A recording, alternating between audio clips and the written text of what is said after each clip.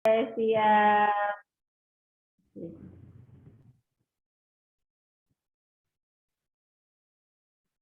Nah, bentar ya.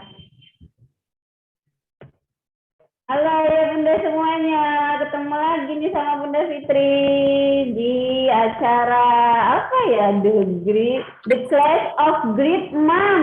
Yeay, ketemu lagi nih kita nih hari ini di acara The Class of Great Mom. Sebelum Bunda buka, tadi sudah Bunda menyapa ya.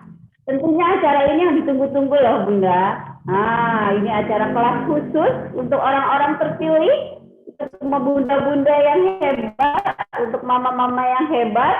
Wah, luar biasa deh. Mudah-mudahan kita semua dalam keadaan sehat ya, semuanya. Amin. Saya mulai ya Bunda semua. Assalamualaikum warahmatullahi wabarakatuh. Yang saya hormati Bunda Rika selaku pemateri, dan saya hormati Bunda Isi selaku panitia pelaksana. Kemudian yang saya hormati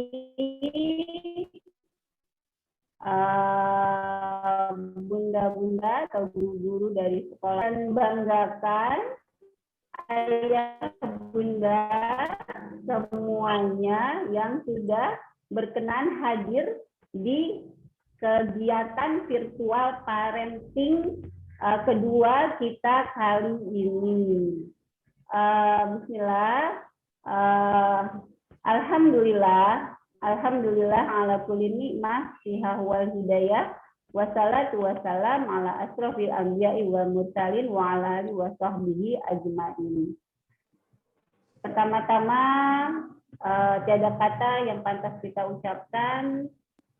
Marilah kita panjatkan puji syukur kita kepada Allah Subhanahu wa Ta'ala, yang mana atas segala rahmat, atas segala nikmat, baik nikmat iman, nikmat Islam, nikmat ihsan, nikmat sehat yang telah diberikan kepada kita semua, sehingga kita bisa bertemu lagi di acara The Class of Great Mom dengan tema yang luar biasa menarik, yaitu mengenal potensi dan pentingnya mengenal potensi dan karakter generasi alfa. Nah, salawat serta salam tak lupa pula kita berikan, kita curahkan kepada baginda kita, Nabi besar kita, Nabi Muhammad Sallallahu Alaihi Wasallam. Semoga kita sebagai umatnya selalu istiqomah dalam menjalankan ajaran serta syariat Islam yang telah diajarkan oleh Rasulullah. Amin ya Rabbal Alamin. Pertama-tama saya ingin ucapkan terima kasih kepada ayah bunda, kepada semuanya yang sudah bisa hadir, yang sudah menyempatkan waktunya untuk kegiatan virtual parenting dari KBTK yang tadi sudah saya sebutkan ya. Pentingnya mengenal potensi dan karakter anak generasi alfa. Nah, baiklah ya Bunda, sebelum kita mulai masih banyak loh yang Bunda sampaikan. Tentunya yang pertama-tama Bunda, saya ingin membacakan atau susunan acara ya. Yang pertama kita ada opening, kemudian nanti yang kedua ada hari ini berjalan dengan baik, tidak ada kendala, dan tentunya bisa bermanfaat untuk kita semua. Baik ayah bunda, saya sebelumnya ingin, yang kedua adalah ingin menginformasikan mengenai sedikit tentang sekolah Primagama atau khususnya KBTK Kreatif Primagama cabang Jagakarsa. Mungkin ayah bunda sudah untuk parenting yang pertama Sudah ikut ya Bunda ya. Nah, di sini saya lihat masih ada nih yang kemarin ikut. Alhamdulillah, terima kasih atas partisipasinya yang masih ikut di kegiatan parutun kami. Dan selanjutnya akan ada lagi, tetap ikuti ya Bunda. Sedikit saya informasikan, acara ini diselenggarakan oleh KB TK Taruna Prima atau The Spirit of New Prima Gama.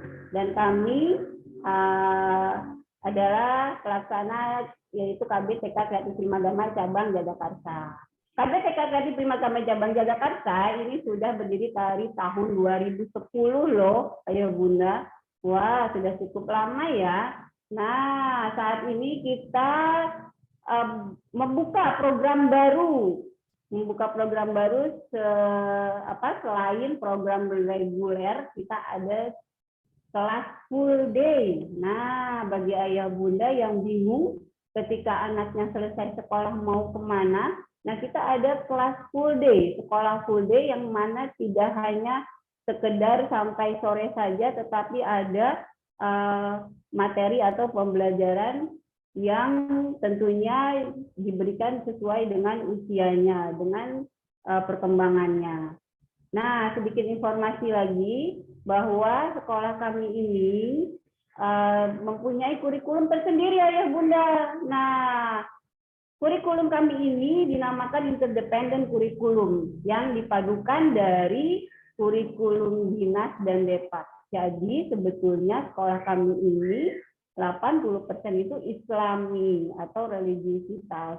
Dan kita, kurikulum kami juga berpedoman dengan teori Howard Gardner ya Bunda, tokoh pendidikan tentang multiple intelligence, bahwa tidak ada anak yang tidak cerdas.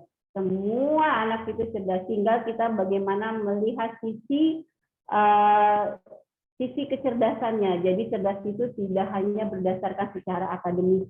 Nah, inilah yang kami terapkan di sekolah kami, dan mencakup semua itu kita ajarkan tentang semua tentang bagaimana kehidupan, kecakapan hidup, life skill.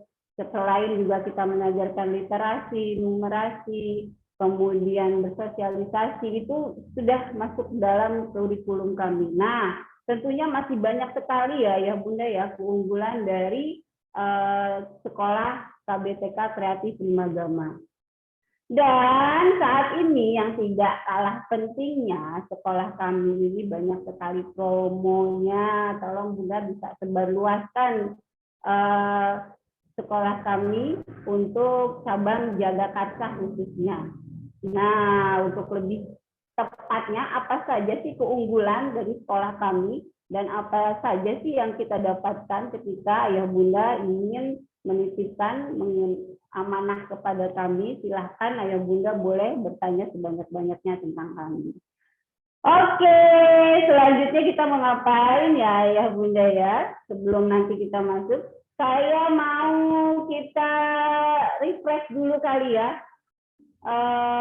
Saya belum, kalau boleh sih on kamera. Jadi kita mau tepuk-tepuk dulu nih, karena ini siang hari kegiatannya. Jadi saya harap tidak ada yang ngantuk ya bunda ya.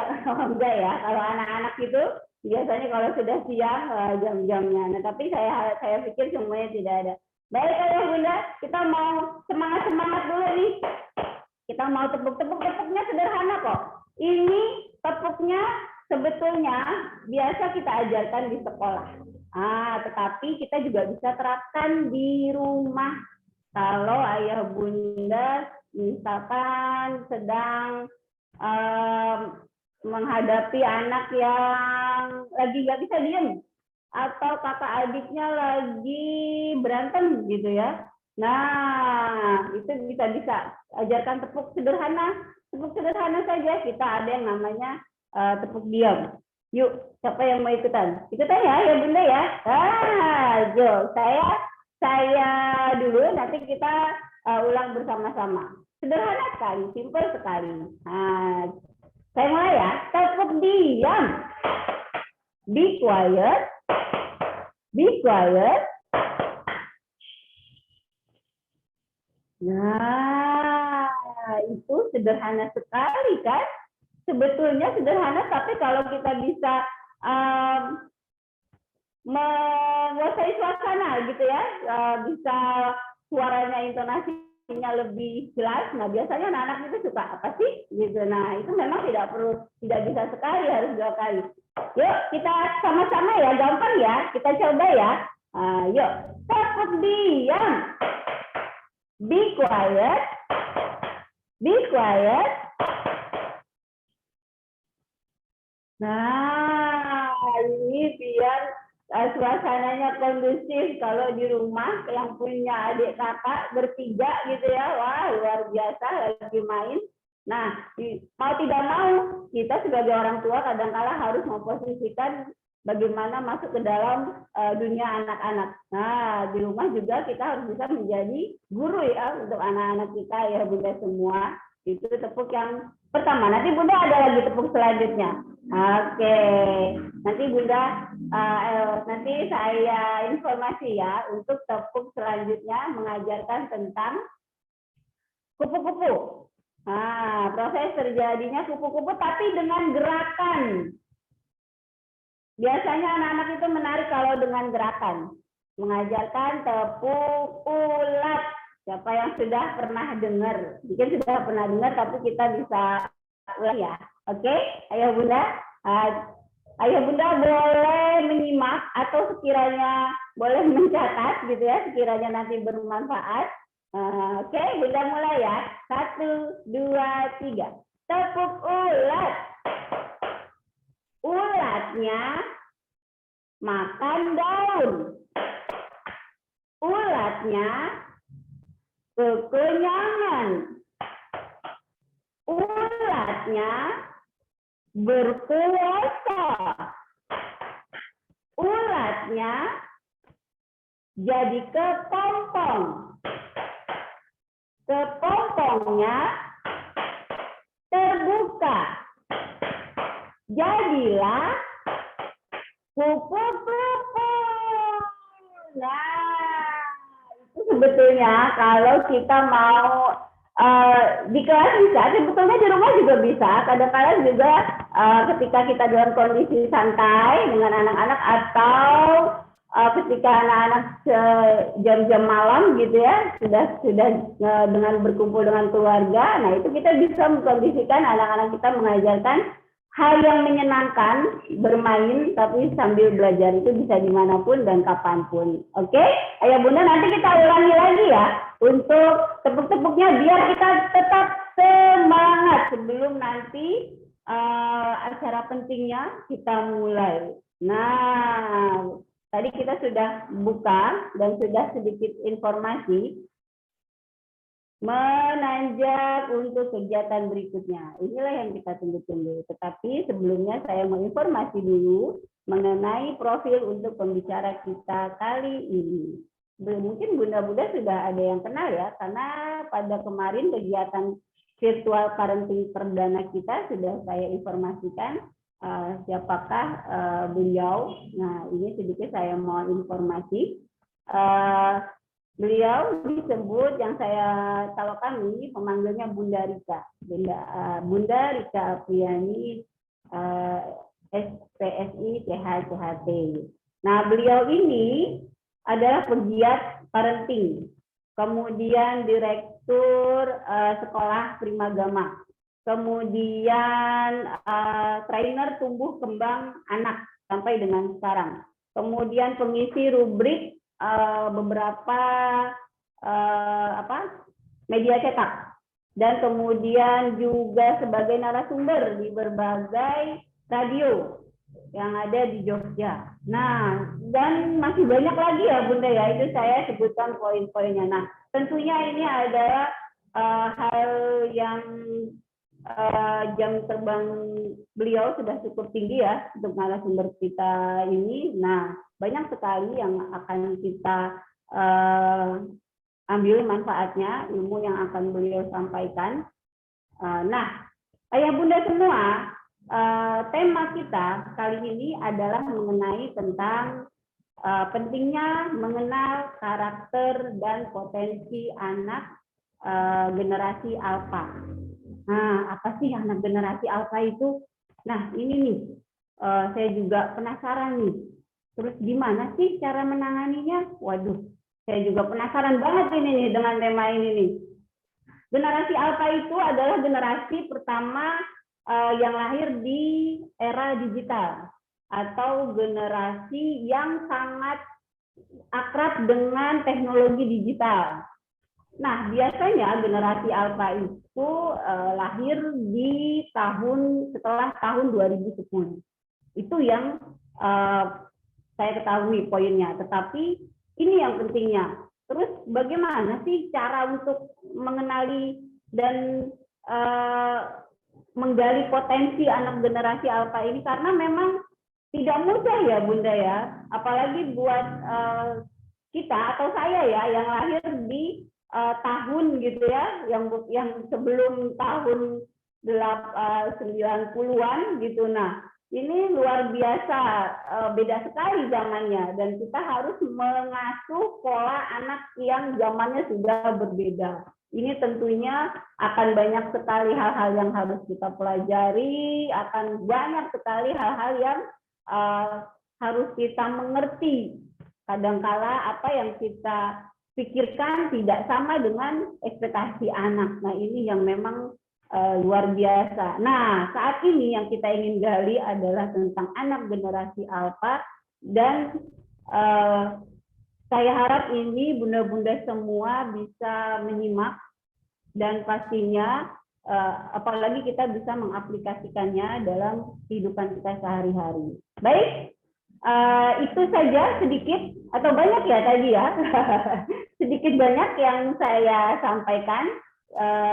Mengingat ini kita memang untuk waktu, nah, karena beliau juga cukup sibuk. Nah, untuk Bunda Rita, ya, waktu dan tempat saya persilahkan.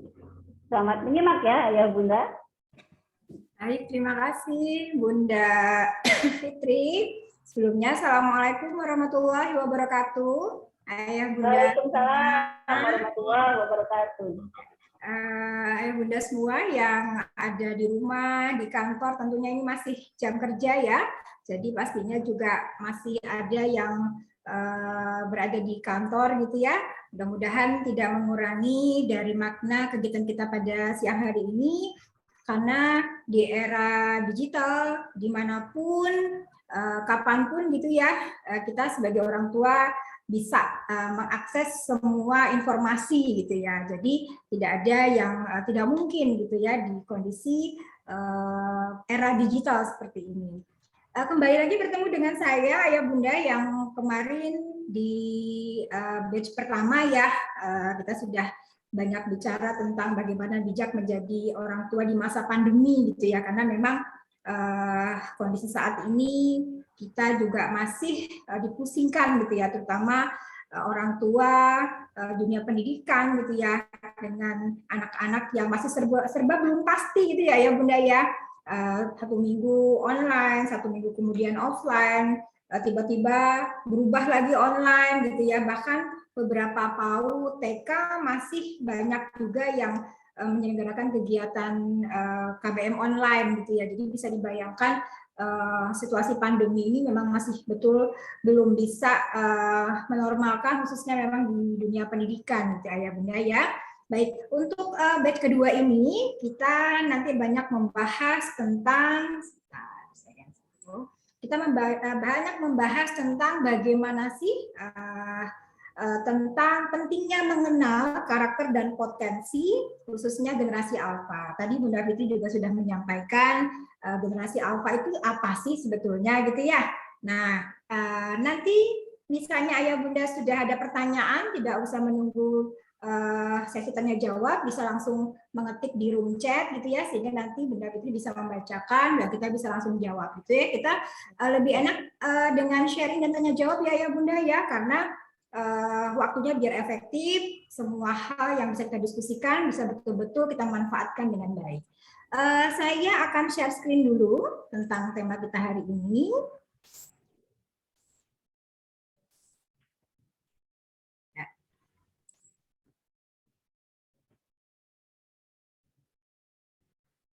Baik. Nah, tema kita pada siang hari ini adalah bagaimana pentingnya mengenal karakter dan potensi anak gen alfa, gitu ya. Tadi Bunda Fitri sudah menyampaikan sedikit tentang clue-clue apa sih sebetulnya gen alfa itu ya.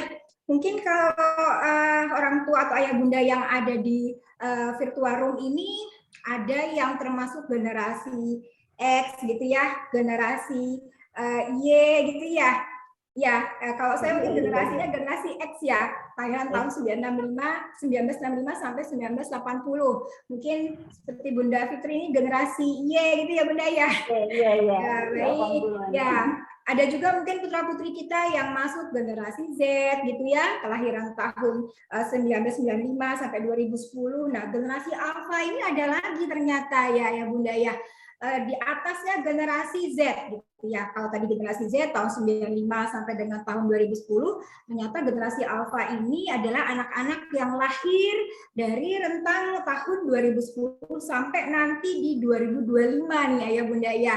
Nah, jadi kalau kita hitung di 2022 ini anak-anak yang paling tua usianya di tahun 2022 dengan nama ini ada anak-anak di usia 12 tahun. Nah, ini biasanya usia 12 tahun masih berada di usia kelas 6 SD gitu ya Bunda ya. Nah, termasuk juga anak-anak tadi di rentang usia 0 sampai 12 tahun, ini anak-anak yang masuk dalam kriteria yang dinamakan dengan gen alfa gitu ya Bunda. Jadi bisa kira-kira sendiri nih, oh berarti kalau anak saya umur 7 tahun berarti gen alfa ya. Kalau anak saya di atas 12 tahun berarti ini masuk generasi Z gitu ya Bunda ya. Nah, ada beberapa karakter Ayah Bunda bisa melihat di slide saya bahwa ada karakter khusus gitu ya dari anak-anak generasi alfa, dan Ayah Bunda bisa mungkin sedikit membandingkan dengan kondisi anak-anak yang ada di rumah yang masuk gen alfa. Jadi biasanya mereka tentu ya adalah anak-anak yang menguasai sekali tentang teknologi. Tapi mereka tidak terlalu ketergantungan layaknya seperti orang tua milenial. Orang tua milenial yang ada di generasi Y gitu ya. Nah, mereka memang melek teknologi tapi tidak seketergantungan orang tua milenial gitu ya. Lebih baik katanya ketinggalan dompet daripada ketinggalan handphone gitu ya Bunda ya.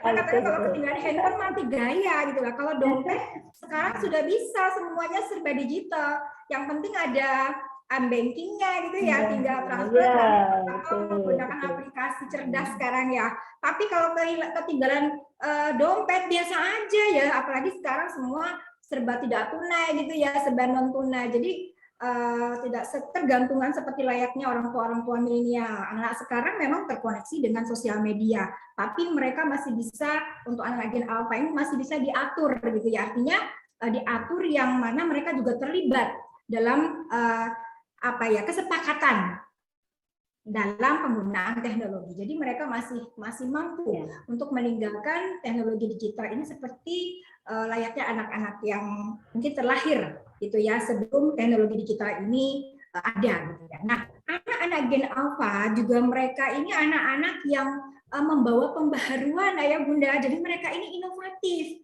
Saya merasakan sendiri ya, anak-anak sekarang itu tidak mau sama dengan temannya. Ya enggak ya Bunda ya, merasakan tidak punya anak yang termasuk gen alpha. Ya, mereka kadang-kadang ingin anti mainstream gitu, ingin berbeda dari teman-temannya. Kalau temannya melakukan A, dia ingin melakukan B. Kalau teman-temannya sudah berbuat A, dia ingin berbuat B gitu ya. Jadi anak-anak ciri khasnya memang anak-anak di gen alpha ini mereka inovatif. Jadi mereka itu tidak mau sama dan tidak mau melakukan seperti apa yang diminta oleh orang-orang di sekitarnya gitu Ayah Bunda ya, karena memang mereka hidup dalam kondisi akses informasi yang luar biasa Ayah Bunda. Jadi inovasi ini juga sangat berpengaruh dari banyaknya sumber informasi yang mereka terima. Kalau dulu kita lebih banyak membaca ya Bunda ya, jadi sumbernya terbatas. Sehingga kalau disuruh inovasi, suruh berkreasi itu kita males karena nggak pernah baca gitu ya. Kalau sekarang tidak perlu membaca, artinya dengan melihat YouTube kan lebih banyak visualisasi, bukan verbalisasi ya Bunda ya. Tapi itulah ternyata yang membuat anak-anak di generasi alpha ini cenderung menjadi sangat inovatif. Tentunya inovasi ini juga tidak hanya serta-merta, tentunya stimulasi orang tua juga sangat dibutuhkan. Tapi ini adalah karakteristik gen alpha yang ayah bunda harus ketahui. Dan bagaimana ketika mengetahui, bagaimana mengembangkannya. Nah, inilah yang harus kita lakukan nanti bersama-sama. Baik. Nah, kemudian ayah bunda, karakteristik yang kuat dari gen alpha ini adalah mereka memiliki opini yang kuat. Jadi mereka sebetulnya anak-anak yang verbalisasinya bagus sekali karena sumber informasinya sangat banyak. Kalau dulu apa kata orang tua ya zaman kita, saya generasi X saja. Apa kata orang tua ya nurut gitu ya. Contoh saja misalnya saya mau masuk kuliah waktu itu, sumber informasinya sangat terbatas karena tidak ada waktu itu handphone, internet itu sangat jarang sekali. Paling kantor-kantor yang besar gitu yang mempunyai akses jaringan internet. Sehingga ketika saya diminta untuk memilih prodi atau jurusan, saya tidak begitu banyak sedia informasi ya. Sehingga ketika ada yang mengatakan bahwa kamu masuk ini aja, Mbak, gitu ya. Saya pun juga akhirnya mudah terpengaruh. Tidak bisa membantah atau tidak bisa memberikan argumentasi gitu ya, karena memang data yang saya dapatkan atau data yang saya miliki itu sangat terbatas. Nah, beda dengan anak-anak gen alpha, semua akses informasi itu sangat mudah diterima oleh anak, dilihat oleh anak, didengar oleh anak, dan dilakukan oleh anak, sehingga mereka punya ada kemampuan untuk berargumentasi dengan baik, punya kemampuan untuk menganalisa dengan baik dan memberikan pendapatnya dengan baik, ayah bunda. Sehingga kalau kita sekarang agak susah mengatur anak-anak gen alpha, susah mengasih tahu anak-anak gen alpha itu ya jelas adanya gitu ya.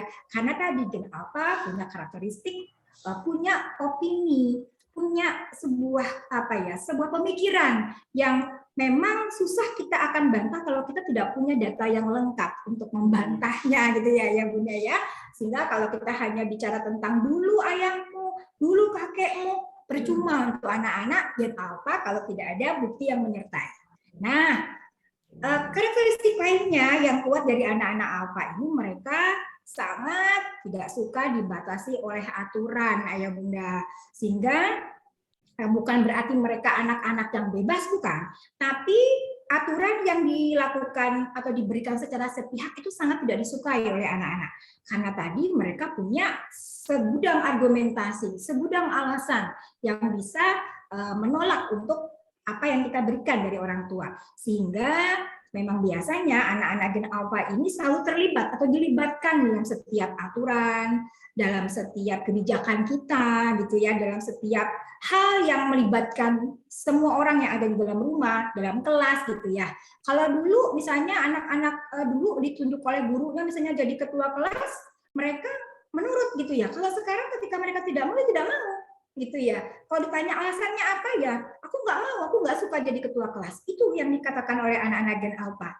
Gitu ya bunda ya. Karena apa? Karena bisa jadi ketika kontrak belajar di awal pertama kali antara guru dengan anak didik itu ada, tidak dilakukan gitu ya, sehingga ketika anak sebetulnya aturan mainnya bahwa setiap anak harus menjadi ketua kelas secara bergilir harusnya dipahami, tapi ketika tidak ada kontrak belajar bagi si anak atau anak-anak gen alpha ini, pastinya mereka akan tidak suka karena merasa diatur, merasa diperintah gitu ya, tanpa ada kesepakatan gitu ya bunda ya. Itu ciri-ciri yang perlu ayah bunda pahami. Dan yang terakhir, anak-anak gen alpha ini ayah bunda sangat menyenangi pembelajaran personal ya. Kalau dulu kita yang namanya sekolah sekolah itu klasikal gitu ya bunda, sekolah itu bersama-sama dengan teman di sekolah gitu ya, ada interaksi dengan orang lain, ada interaksi dengan orang yang lebih tua yaitu guru, kakak kelas, ada interaksi dengan anak yang lebih kecil yaitu adik kelas gitu atau teman sebaya. Tapi anak-anak gen alpha ini seiring dengan proses era yang luar biasa, mereka punya kecenderungan personal, pembelajarannya personal, tapi mereka tidak individualis ya bunda, tapi mereka sangat menyenangi kegiatan-kegiatan secara personal. Karena apa? Ya tadi, karena akses informasi mereka bisa dapatkan sendiri gitu ya bunda ya. Ketika misalnya mereka diminta untuk membuat sebuah prakarya, mereka tidak perlu kok diajari dulu, cukup mereka mengetik gitu ya, misalnya praktek apa sudah muncul gitu ya di YouTube atau di aplikasi-aplikasi edu kreatif lainnya gitu ya, sehingga memang ini dinikmati oleh anak-anak Gen Alpha sehingga mereka merasa bahwa belajar secara sendiri atau mandiri itu lebih menyenangkan daripada bersama teman ataupun misalnya kegiatan yang dilakukan di ruang kelas gitu ya Bunda, karena ruang kelas bagi anak Gen Alpha itu ada di mana-mana gitu ya Bunda. Jadi ini adalah karakteristik pokok sebetulnya dari Gen Alpha. Banyak lagi sebetulnya karakteristiknya, tapi menurut saya 6 hal ini yang Ayah Bunda harus ketahui dari anak-anak Gen Alpha dari usia 0 sampai 12 tahun. Ya, Ayah Bunda. Baik. Selanjutnya. Nah, selanjutnya sebentar. Selanjutnya kita lihat lagi di sini, Ayah Bunda. Mengapa? Nah, mengapa penting sekali kita mengetahui karakter potensi anak Gen Alpha? Ya, Ayah Bunda, ya kenapa? Karena sama seperti layaknya kita dulu mengasuh anak-anak kita yang masuk dalam kategori Gen Z gitu ya, bahwa sebetulnya kita harus mengenal setiap ini bagaimana karakter mereka, potensi mereka gitu. Karena apa? Ketika kita mengetahui bagaimana sih setiap generasi itu tumbuh dan berkembang gitu ya, kita lebih mudah untuk tadi Ayah Bunda menstimulasinya gitu ya. Kita tidak bisa menggunakan cara-cara kita yang dulu diterapkan oleh orang tua kita atau cara-cara kita menerapkan kepada kakak-kakak si Gen Alpha ini Ayah Bunda. Ya, sehingga ketika kita mengetahui, kita dapat mencari cara untuk menstimulasinya gitu ya, memberikan pola asuh yang tepat bagi anak-anak dengan tipe-tipe generasi yang berbeda ini gitu ya, sehingga anak-anak ini nanti akan menjadi anak-anak yang sesuai dengan zamannya gitu ya Bunda ya. Nah, sehingga apa yang kita lakukan sebagai orang tua tentunya yang paling utama adalah mengenal dulu potensi dan karakternya anak-anak sesuai dengan masanya gitu ya, dengan generasinya. Jadi kalau di generasi Alpha ini mereka adalah generasi pembelajar. Jadi memang generasi yang cerdas sebetulnya. Mereka adalah generasi yang paling tinggi stratanya itu karena mereka punya kecerdasan yang lebih dari generasi-generasi sebelumnya. Tapi tentu saja memang standar yang akan mereka dapatkan nanti di luar sana, baik itu di lingkungan masyarakat, di lingkungan kerja, itu juga luar biasa ya Bunda ya. Karena cerdas tentunya tuntutannya pun semakin tinggi. Nah, ini pun juga harus kita ingatkan kepada anak-anak kita ya Bunda, pintar teknologi tapi pintar yang bagaimana yang bisa menunjang nanti di depan. Karena apa? Karena kita sekarang sudah masuk pada abad 21 di mana kita masuk di revolusi industri 4.0, kita juga masuk dalam society 5.0. Ini luar biasa ya Bunda, kita persiapkan anak-anak kita khususnya anak-anak di generasi Alpha.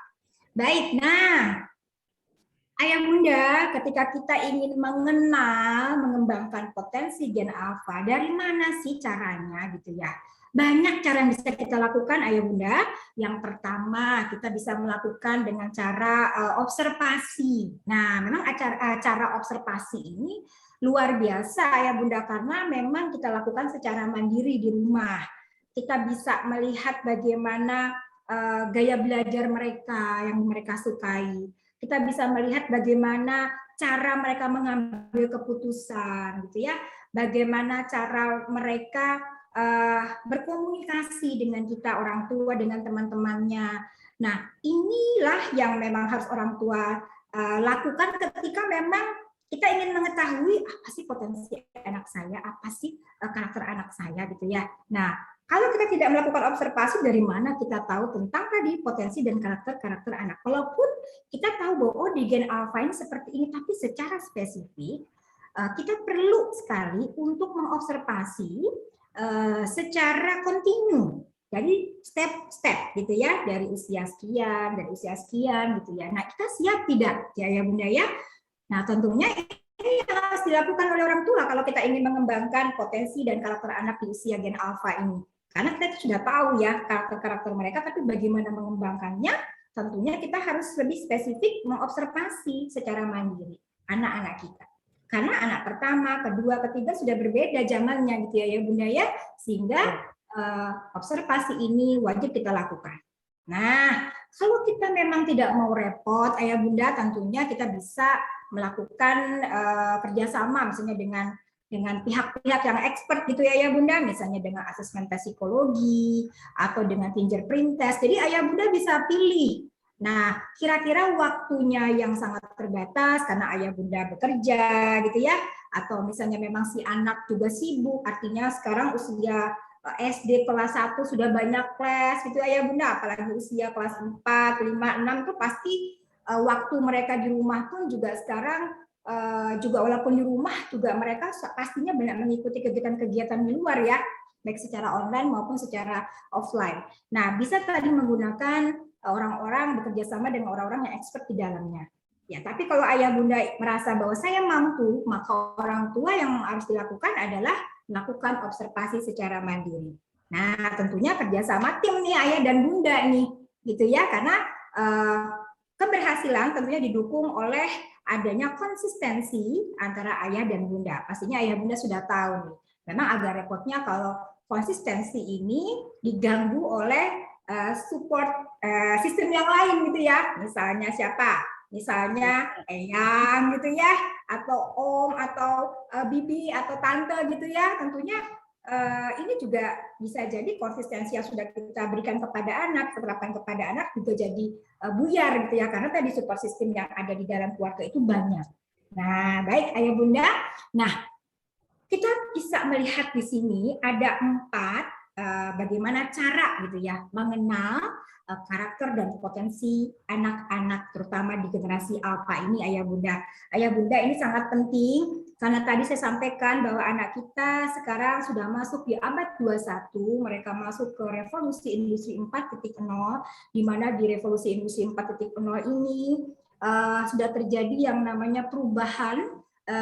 Industri sangat dikendalikan oleh yang namanya teknologi. Dan kita masuk pada konteks society 5.0, di mana manusia pada saat ini sangat kental dengan cara bagaimana mereka menghadapi tantangan, permasalahan-permasalahan sosial ya dengan menggunakan proses teknologi yang sudah diterapkan di era revolusi industri 4.0 ini ya bunda. Jadi bagaimana sih ketika kita berbicara tentang marketing secara online gitu ya, dengan kondisi sekarang kita tidak mungkin misalnya memasarkan sesuatu dengan cara door to door seperti zaman dulu, menyebarkan brosur door to door dari pintu ke pintu orang tua siswa misalnya ya, atau misalnya siapapun itu untuk kita prospek gitu ya. Sekarang dengan kondisi teknologi industri yang berkembang, tentunya konsep society 5.0 ini akan sangat berpengaruh nanti dengan bagaimana kita mengembangkan potensi anak-anak kita di Gen Alpha. Ya bunda.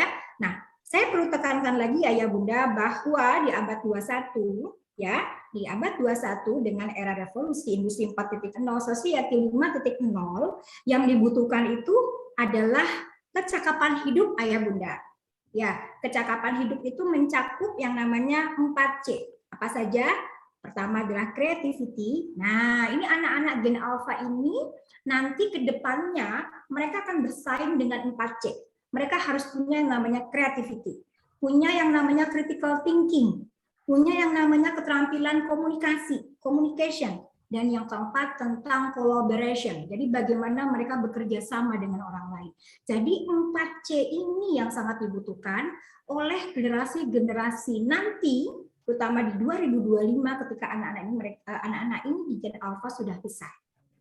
Dan sekarang ayah bunda mereka sudah mulai utama pendidikan ya, menerapkan yang namanya kecakapan hidup dihubungkan dengan yang namanya kemampuan literasi dasar. Ya, ada namanya literasi baca tulis, literasi numerasi gitu ya bunda, literasi sains, literasi finansial, dan literasi budaya. Ayah bunda bisa perhatikan ya saat ini kalau kita mendengar dari guru-guru bahwa sekarang soal-soal yang diberikan oleh dinas terkait yang berhubungan dengan ujian-ujian sekolah anak-anak lebih banyak mengharapkan anak-anak itu fokus pada literasi, gitu ya, literasi baca, literasi sains, nah literasi numerasi. Jadi kalau dulu kita sudah dikasih tahu kalau namanya multiple choice sudah ada patokan-patokannya jawabannya, tapi kalau di era sekarang kemampuannya itu sangat luar biasa, kemampuan menganalisa. Clue-nya sudah sangat susah ditebak gitu ya Ayah Bunda. Karena apa? Kemampuan yang ingin dikembangkan di era di abad 21 ini adalah kemampuan tadi literasi baca tulis. Sehingga anak-anak kalau tidak punya kemampuan untuk menganalisa, membaca dengan cermat itu akan susah ke depannya. Gitu ya. Nah, Ayah Bunda, inilah yang perlu kita tekankan karena nanti anak-anak Gen Alpha ini akan bersaing tadi di 4C tadi dengan kemampuan dasar literasi tadi, Ayah Bunda. Ya, bagaimana kita ingin mengembangkan nanti ke depan anak-anak kita, gitu ya. Nah, tentunya kita harus tahu nih, bagaimana cara kita masuk kepada anak, bagaimana kita bisa masuk ke pola pikir anak, gitu ya. Bagaimana kita bisa masuk mengenali tentang apa sih yang mereka sukai, bagaimana sih cara mereka untuk mentransfer ilmu yang mereka dapat. Nah, inilah nanti akan kita sampaikan, saya sampaikan sampai nanti di akhir sesi ini. Jadi bagaimana cara untuk mengenal karakter dan potensi anak Gen Alpha yang harus Ayah Bunda lakukan? Yang pertama adalah, ini Ayah Bunda, kenali caranya mengambil keputusan dan bagaimana gaya pendorongnya atau driver modelnya. Nah, Ayah Bunda, kita bisa melihat ya bahwa anak pertama, anak kedua, anak ketiga itu punya gaya-gaya sendiri ketika mereka menyampaikan sesuatu, memutuskan sesuatu, menyelesaikan masalah gitu ya, Ayah Bunda ya? Ya tidak Bunda? Kalau yang satu nyantai gitu ya, kalau ada masalah nggak usah dipikir, yang penting besok dipikir besok gitu ya. Tapi ada juga anak nomor 2 itu tipe anak yang cenderung memikirkan sesuatu secara berlebihan. Takutlah nanti besok kalau nanti ketemu ini bagaimana mah, kalau nanti aku nggak bisa bagaimana mah gitu ya.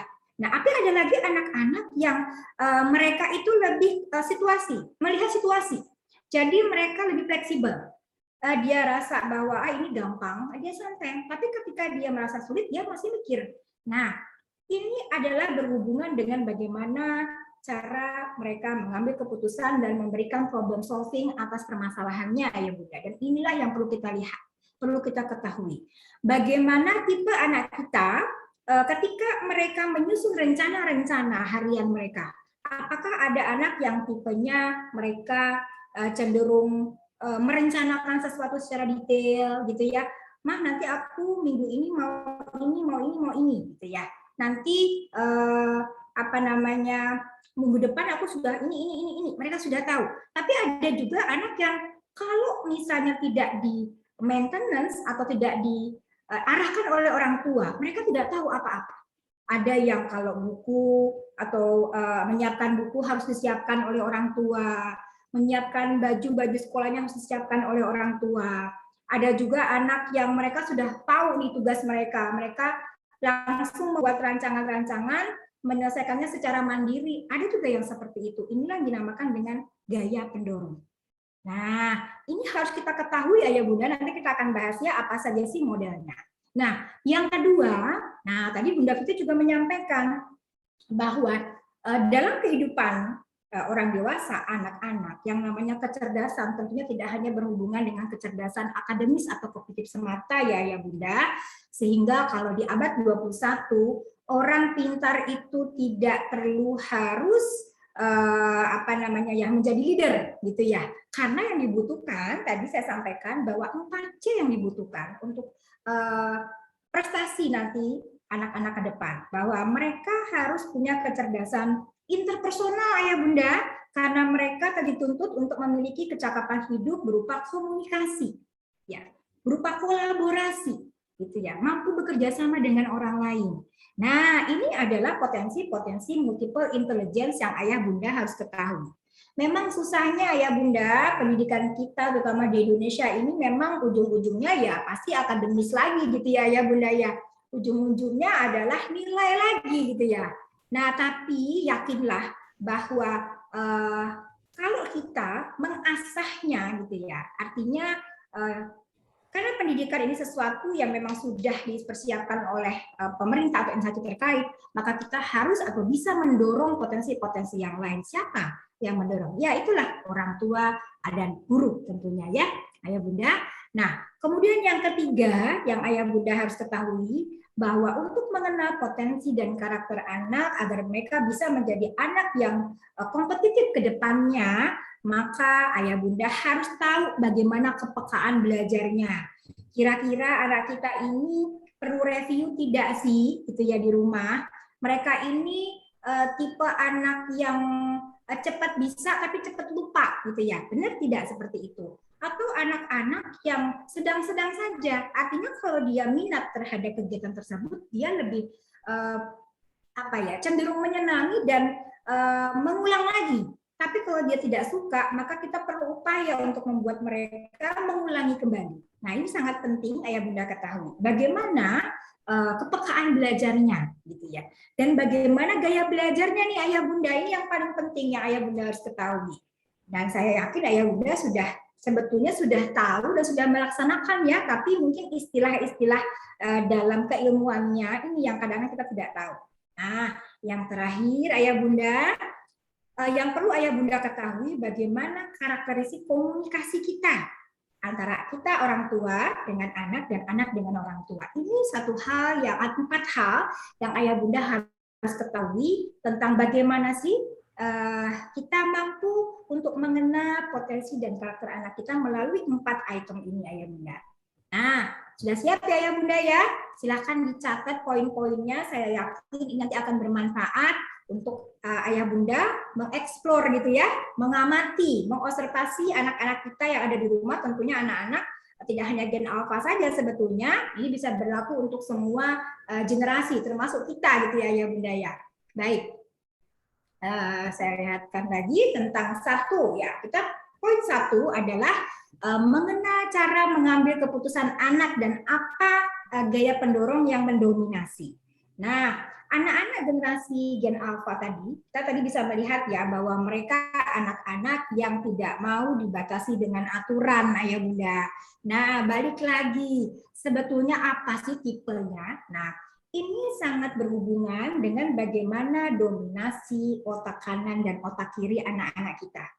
Ayah bunda ya, jadi ini sangat berpengaruh dengan bagaimana cara mereka mengambil keputusan. Nah, ayah bunda bisa lihat di sini. Anak-anak dengan otak kanan biasanya kecenderungannya mereka lebih intuitif ya ayah bunda ya. Terkadang mereka melakukan sesuatu itu sesuai dengan hati atau perasaannya. Jadi tidak begitu mengutamakan logikanya ya bunda. Ini anak-anak otak kanan. Biasanya memang mereka cenderung sangat kreatif, mau mencoba apapun yang mereka inginkan.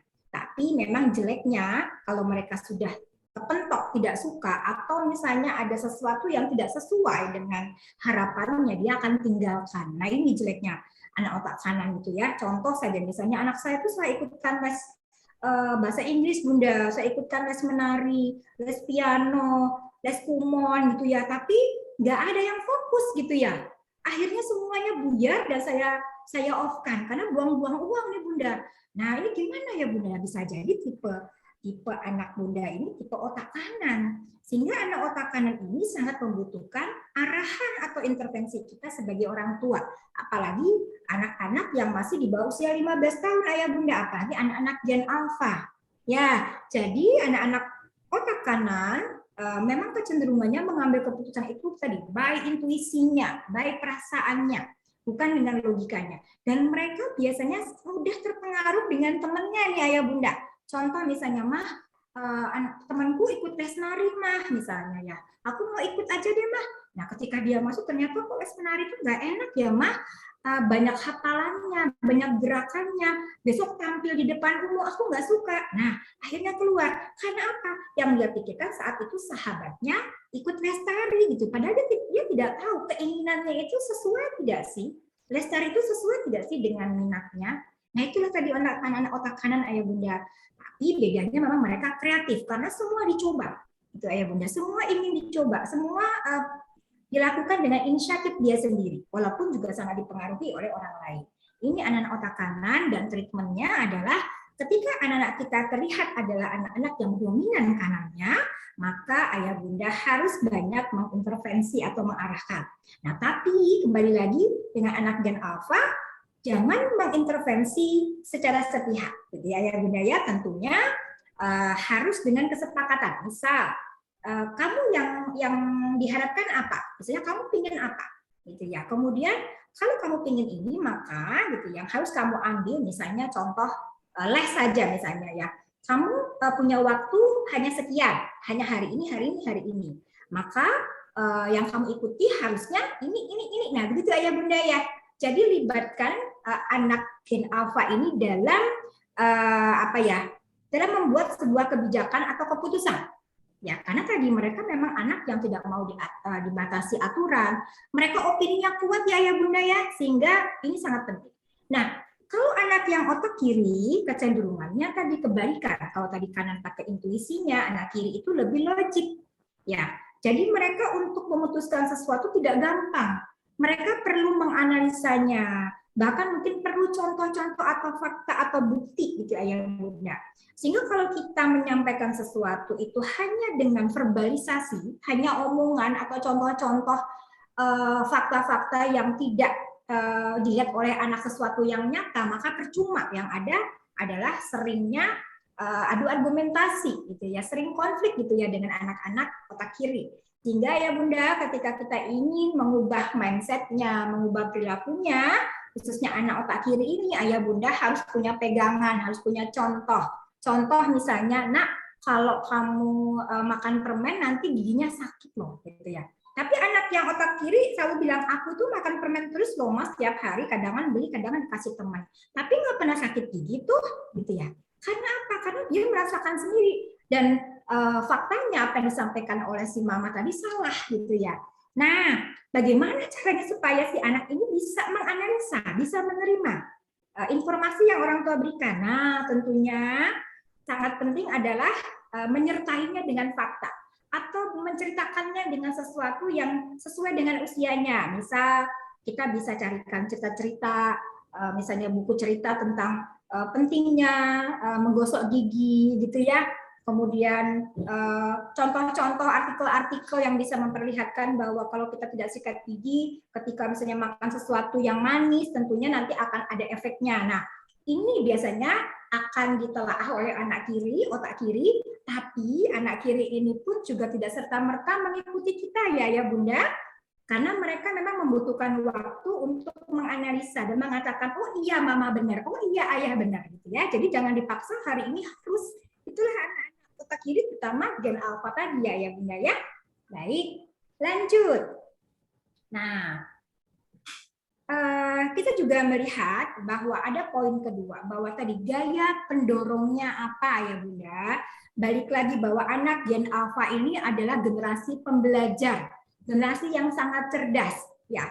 Tapi juga mereka dilatar belakangi oleh dua hal, terutama gaya pendorong mereka untuk melakukan sesuatu. Kalau tadi berhubungan dengan pengambilan keputusan, kalau ini berhubungan dengan gaya dorong mereka untuk melakukan sesuatu. Ada tipe anak dengan gaya objektifnya, ada tipe anak dengan gaya konsepnya. Kalau objektif, ini anak-anak yang memang mereka itu planningnya jelek, jadi susah sekali diminta mengonsep. Tapi kalau disuruh melakukan, mereka bisa, gitu ya Ayah Bunda ya. Nah, coba cermati Ayah Bunda, anak-anak Bunda yang termasuk gen alpha ini kira-kira begini tidak ya Ayah Bunda? Tipe objektif tidak? Kalau disuruh, nah hari ini kamu mau melakukan apa, bingung gitu ya. Tapi kalau kita suruh cepat bisa, bahkan selesai tuntas. Nah, tapi ada juga tipe anak yang mereka sangat konseptual.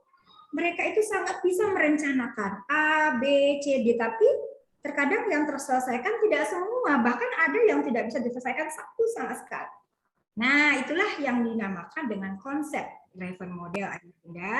Nah, tipe anak objektif. Kalau kita punya tipe anak yang mereka selalu diarahkan terus, nah apa sih yang harus kita lakukan, Ayah Bunda?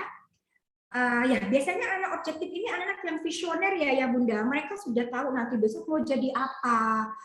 Misalnya cita-cita aku mau jadi ini, aku mau ini. Tapi mereka bingung arah menuju cita-citanya itu bagaimana cara mencapainya. Itu anak objektif, Ayah Bunda. Tapi anak yang konsep dia sudah tahu, aku ingin jadi dokter mah. Nanti aku tuh harus bisa ini loh mah, harus berani ini loh mah. Nanti aku harus bisa matematika, aku harus bisa ini. Nah, itu ciri-ciri anak konsepnya bagus Ayah Bunda. Nah, hanya saja anak-anak yang objektif, terlalu objektif juga tidak bagus ya Bunda. karena nanti di kedepannya kita juga membutuhkan anak-anak yang mereka punya kemampuan critical thinking. Critical thinking ini anak-anak yang punya daya analisa yang bagus gitu ya, sehingga kalau anak kita tidak dibiasakan untuk menganalisa sesuatu, merencanakan sesuatu juga nanti susah untuk kedepannya. Nah, sehingga caranya adalah dari sekarang ayah bunda coba sering tanyain anak-anak bunda, misalnya ketika dia melakukan sesuatu tuh apa alasannya. Misalnya contoh, mah aku ingin mandinya jam segini aja ya mah. Kenapa kok pengen mandi jam segini? Oh, soalnya kalau mandi siang itu kok kayaknya nggak enak deh mah. Nah, kita tahu alasannya. Oh, ternyata kamu mandi pagi karena kalau siang itu rasanya nggak enak gitu ya. Nah, kemudian kok kamu suka misalnya mendengarkan musik gitu ya, alasannya apa? Jadi tanyakan alasannya, apa, mengapa gitu ya, kenapa. Ini tanyakan terus ya bunda, biar anak-anak kita belajar untuk menyampaikan, karena ini sangat penting hubungannya dengan konseptualnya.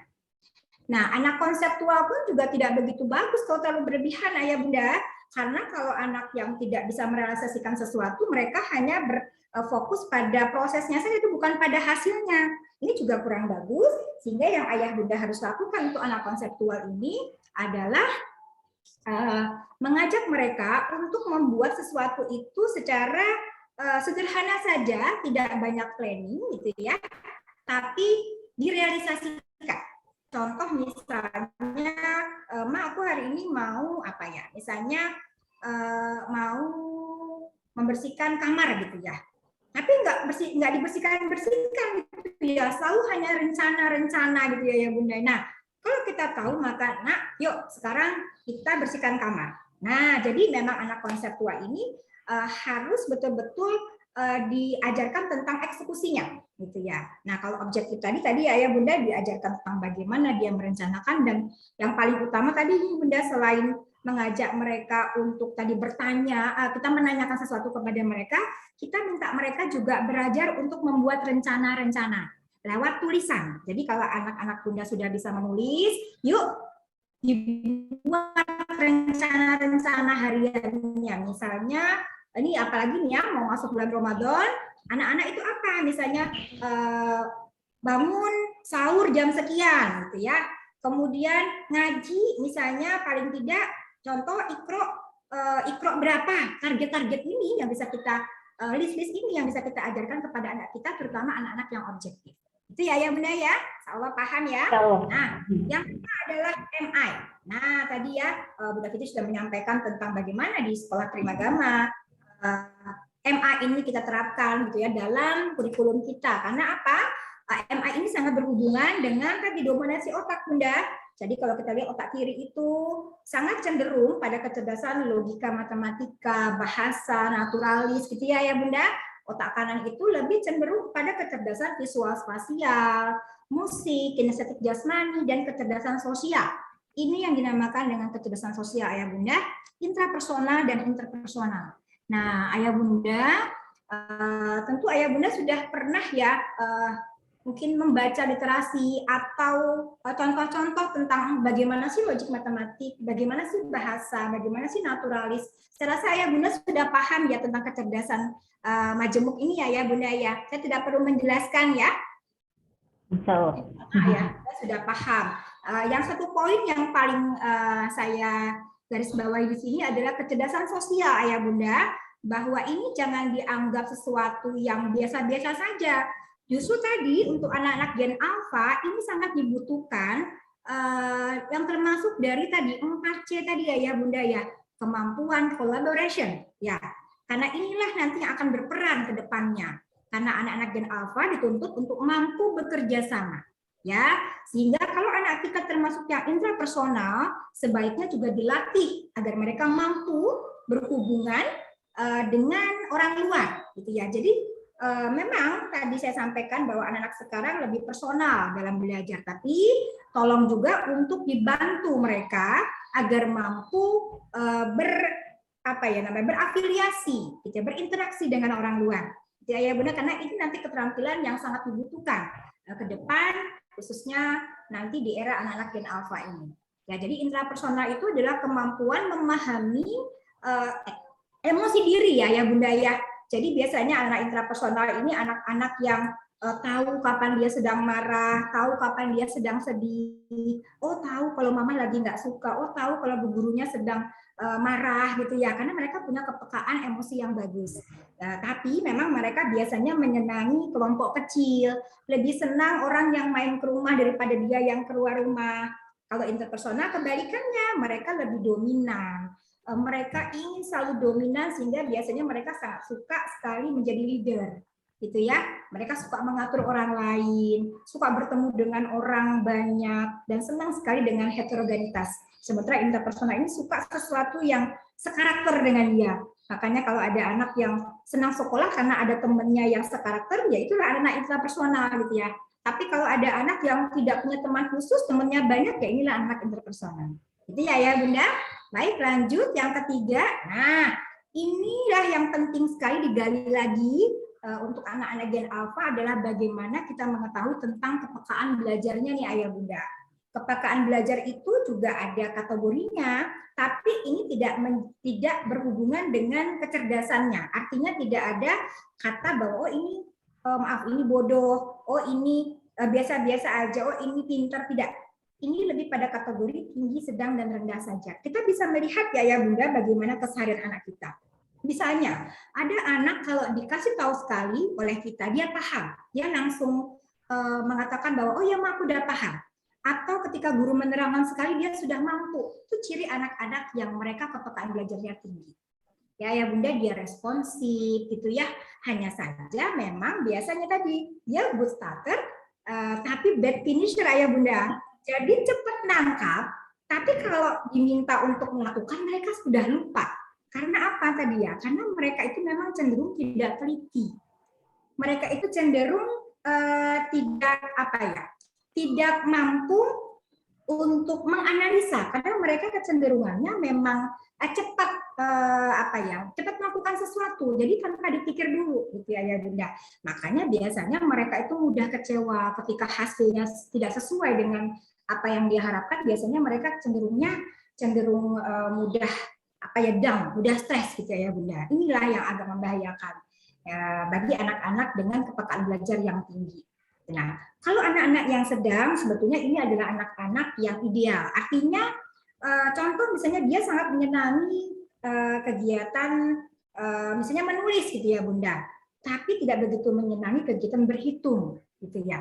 Tapi kalau dia menulis, dia cepat sekali bisa, dia senang sekali gitu ya. Tapi kalau kegiatan berhitung, dia membutuhkan waktu yang lebih lama untuk mencerna.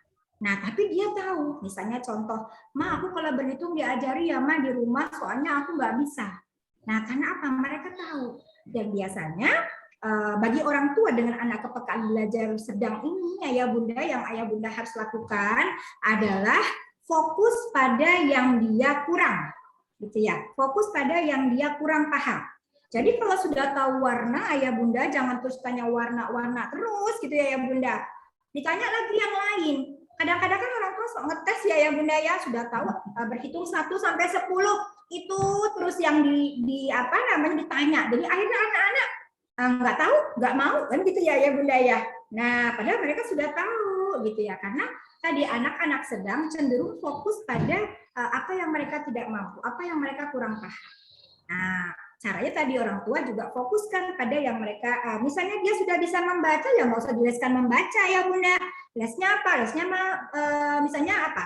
Lesnya lebih kepada les terhitung saja, gitu ya. Misalnya dia sudah bisa bahasa Inggris ya, mungkin bahasa Inggris itu hanya lebih pemantapan, gitu ya Bunda. Tapi leskan juga yang lain, yang dia minati, ya.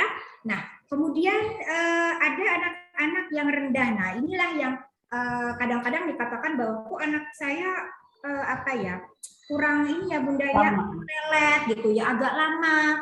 Kalau maksudnya loadingnya lama gitu ya, apa-apa itu harus berkali-kali. Ya bisa jadi karena memang dia tipe anak yang memang harus direview terus ya Bunda. Sehingga kalau hanya mengharapkan apa yang diterima di sekolah, ini juga jadi masalah gitu ya. Misalnya di sekolah belajar tentang Iqra A sampai misalnya sampai Ta. tapi tidak pernah ada review di rumah, ya A sampai T ini nggak akan bisa fasih terus ayah bunda. Karena apa? Karena tadi kepekaan belajarnya rendah, dia perlu intensitas untuk terus mengulang, perlu untuk direview terus gitu ayah bunda. Sehingga ayah bunda bisa nih dipantau, diobservasi, kira-kira anak saya kepekaan belajarnya yang mana nih. Nah, nanti kita bisa melihat untuk mencapai tadi anak-anak yang kompetitif di era nanti, tentunya dari ini kita bisa mengasah mereka, gitu ya. Makanya kalau dikatakan les itu tidak penting untuk anak-anak yang kepekaan belajarnya rendah, gitu ya. Penting untuk anak-anak yang kepekaan belajarnya sedang, khususnya yang mereka belum mampu. Nah, untuk anak yang tinggi sebetulnya cara strateginya adalah bagaimana mengajak mereka untuk lebih hati-hati. Sehingga cek-recek itu sangat penting ya bunda, kalau mereka sudah mengerjakan sesuatu, mereka memasukkan alat tulisnya misalnya ke dalam tas, dilihat lagi, benar tidak ada pensilnya, benar tidak ada penghapusnya, karena tadi anak yang tinggi itu tidak terlalu detail gitu ya. Nah, itu ya bunda ya, ini bisa diobservasi kepada anak ayah bunda semua. Nah, ini gaya belajar, saya pikir gaya belajar ini insya Allah ayah bunda juga sudah paham ya, bahwa ada 3 gaya belajar, learning style yang ayah bunda tahu selama ini. Jadi ada anak yang memang mereka nggak bisa diam. Oleh karena itu memang biasanya, terutama guru-guru PAUD, guru-guru TK, ini tidak terlalu merasa terganggu dengan anak-anak yang lincah ya Bunda Fitri ya. Karena memang ayah bunda tahu bahwa mereka itu sebetulnya belajar dengan anggota tubuhnya gitu ya. Mereka belajar dengan misalnya auditorinya. Ada anak yang kalau belajar itu senang sekali misalnya sambil bicara, sambil tanya terus gitu ya bunda ya. Karena memang mereka menggunakan tanya jawab ini sebagai cara mereka untuk belajar gitu ya bunda. Jadi anak yang auditori ini memang senang sekali dengan tanya jawab. Oleh karena itu misalnya di PAUD, di TK, bahkan di rumah, ayah bunda perlu meluangkan waktu untuk tanya jawabnya ya bunda, karena ini sangat disenangi oleh anak-anak auditori gitu ya. Jadi tidak hanya disuruh mereka membaca buku atau disetelkan YouTube gitu ya bunda ya, tapi perlu tanya jawab juga gitu ya. Walaupun YouTube itu juga ada suaranya, tapi akan lebih ruhnya lebih masuk, informasinya juga lebih cepat ditangkap oleh long term memorinya, maka kegiatan tanya jawab, diskusi itu sangat penting untuk anak-anak auditori. Nah, anak visual ini saya yakin ya, pastinya orang tua sudah memfasilitasi di rumah dengan berbagai macam teknologi ya, dari yang namanya PC, namanya misalnya handphone gitu ya, smartphone, sudah semuanya dibekali. Tapi tentunya ini juga harus diarahkan karena akses informasi sekarang luar biasa ya bunda ya, sehingga anak-anak juga harus, terutama anak-anak usia PAUD, memang harus difilter apa yang harus mereka lihat gitu ya bunda. Nah, karena memang mereka senang sekali melihat dan mengamati. Nah, ini juga harus betul-betul dipantau, dilihat, karena ada anak yang kalau contoh ya bunda, kalau diajari secara konvensional, membaca misalnya dengan menggunakan buku, mereka tidak tertarik. Tapi kalau mereka menggunakan misalnya edu games gitu ya, untuk diajari tentang huruf, tentang konsep angka, mereka cepat sekali mampu melakukannya dan menyerapnya. Apalagi kalau ada tokoh-tokoh yang mereka sukai gitu ya bunda ya. Jadi sebetulnya cara yang di sekolah bisa saja dilakukan di rumah dengan cara yang berbeda. Nah, ini sangat disenangi oleh anak Gen Alpha ketika kita bisa memenuhi kebutuhan belajarnya dengan gaya belajar yang mereka sukai. Siap tidak kita sebagai orang tua gitu ya bunda ya. Nah, kemudian ada lagi yang dinamakan dengan karakteristik komunikasi belajar. Ini ya bunda juga harus poin yang paling penting menurut saya ya dari semuanya. Karena anak Gen Alpha itu sangat membutuhkan peran orang tua dalam kesehariannya. Sehingga kalau kita salah dalam berkomunikasi, yang ada konflik dengan anak gitu ya. Apalagi anak SD sekarang ya bunda, anak SD sekarang itu sudah luar biasa.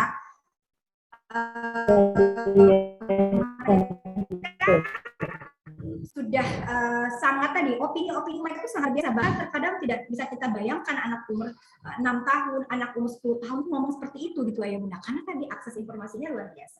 Nah, ada yang dinamakan dengan anak kognitif nih Ayah Bunda ya. Apa sih anak kognitif itu? Biasanya Ayah Bunda, anak kognitif ini cenderung mereka punya apa ya, kemampuan untuk mencari sendiri jawaban-jawaban yang mereka sedang pertanyakan.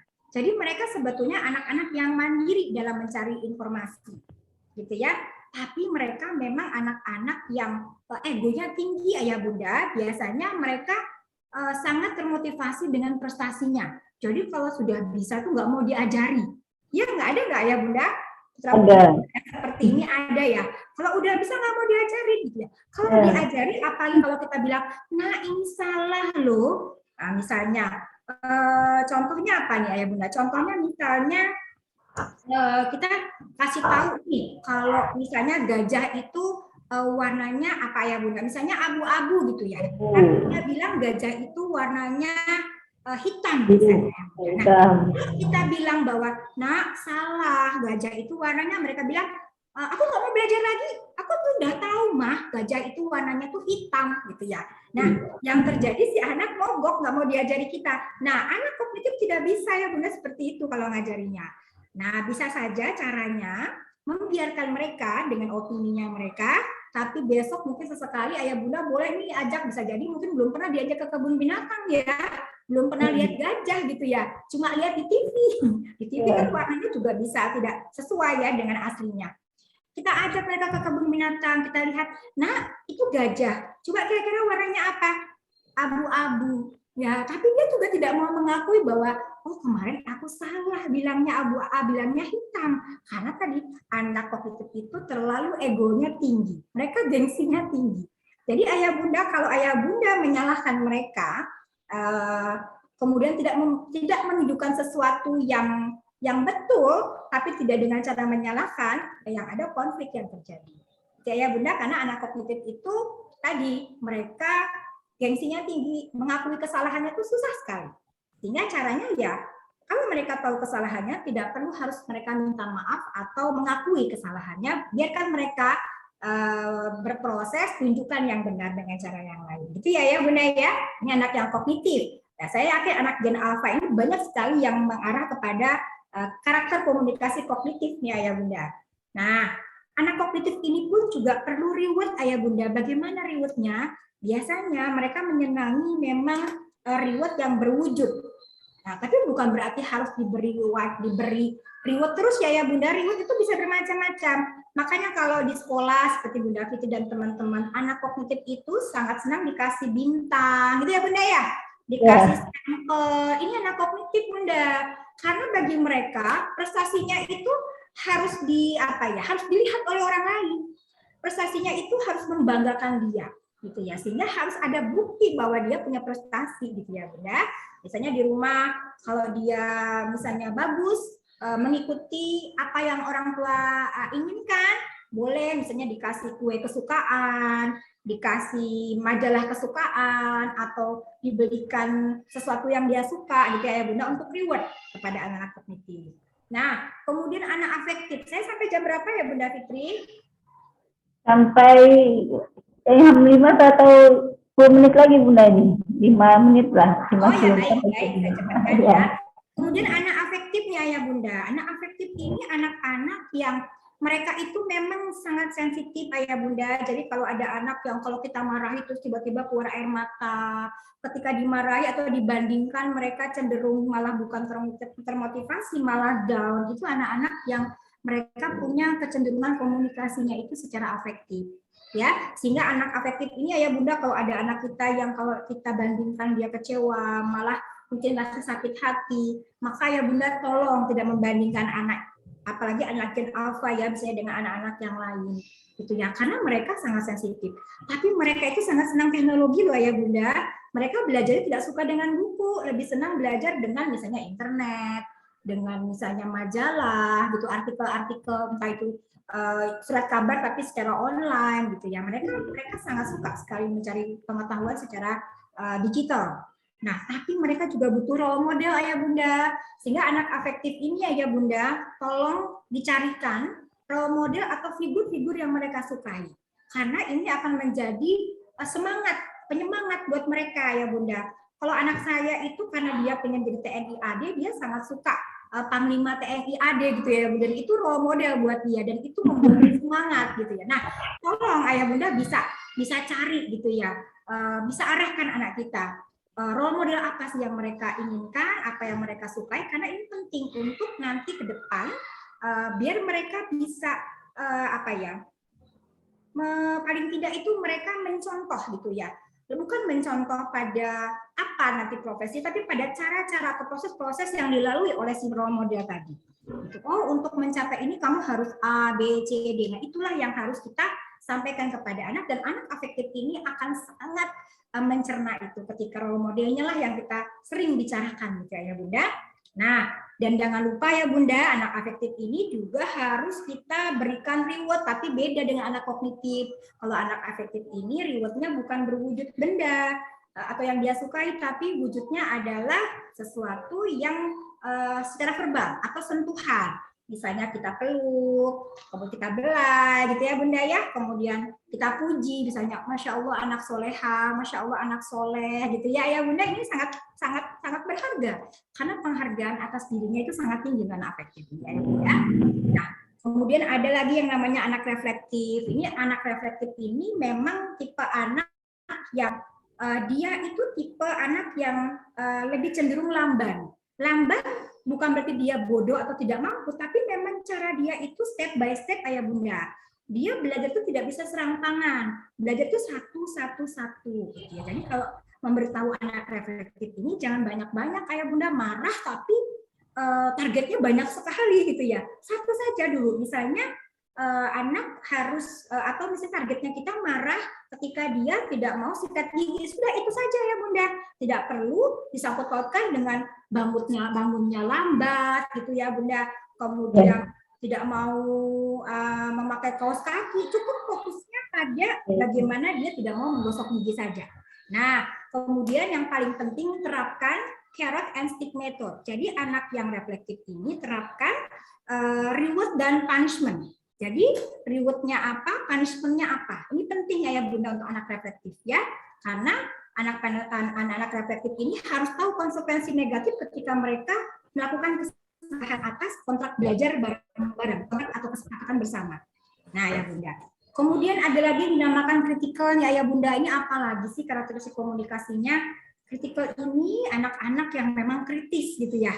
Mereka suka tantangan, sehingga kalau ada anak yang kalau udah diajari itu bosen, karena apa? Karena dia merasa sudah bisa, atau dulu sudah pernah diajari, sehingga bunda dan ayah ya harus membuat sesuatu yang berbeda. Nah, karena mereka ini anak-anak yang kreatif, suka tantangan. Kalau sudah pernah mengajari A, ya jangan A terus, ajari yang B lagi. Kalau sudah pernah ke A, ya jangan ke A lagi, coba pergi ke yang B, gitu ya. Dan mereka ini memang membutuhkan, kalau untuk menasehati mereka tuh konsepnya reverse reasoning kayak bunda, konsep psikologi terbalik. Contoh misalnya dia tuh tidak mau sikat gigi, jadi saya tuh memang ada beberapa teman yang susah sekali anaknya sikat gigi nih ayah bunda, apalagi di masa pandemi. Jadi caranya untuk menyampaikan sesuatu kepada anak, ya sudah gini aja deh nak, nggak usah sikat gigi aja, enak kok nggak usah sikat gigi. Nggak apa-apa, bau, teman-temannya juga palingan nggak mau ketemu sama kamu. Nah lama-lama dia nanti nggak lama aku gosok gigi aja. Nah jadi anak-anak kritikal ini justru jangan ketika kita ingin mengubah perilakunya, justru jangan dicereweti dengan fokus pada yang kita inginkan, tapi kebalikan gitu ya bunda, karena tadi mereka terlalu unik. Jadi anak kreatif itu kan unik ya bunda ya. Jadi tadi kalau dia tidak mau sikat gigi, ya bilang aja, nggak apa-apa kok nggak sikat gigi, nggak bau. Ya palingan teman-temannya nggak mau ngomong sama kamu, paling gitu. Nah, nanti lama-lama dia mikir sendiri, ya udah lama aku gosok gigi. Nah, gitu ya bunda ya. Untuk anak seperti ini. Nah, yang selanjutnya insight dari apa yang saya sampaikan, bahwa misi kita untuk anak-anak Gen Alpha ini adalah bagaimana kita harus melakukan observasi, memberikan stimulasi kepada mereka, memberikan kesempatan mereka untuk bereksplorasi, dan ternyata ya Bunda, prosesnya bukan pada hasil akhir. Visi kita untuk anak-anak Gen Alpha ini adalah bahwa ayah bunda harus tahu bahwa anak-anak Gen Alpha ini anak-anak generasi pembelajar ya ayah bunda ya. Jadi mereka itu harus kita ajari bagaimana menggunakan teknologi secara positif, kemudian mereka kita ajari juga dengan bagaimana mereka itu harus punya sesuatu yang spesifik untuk bekal mereka di masa depan.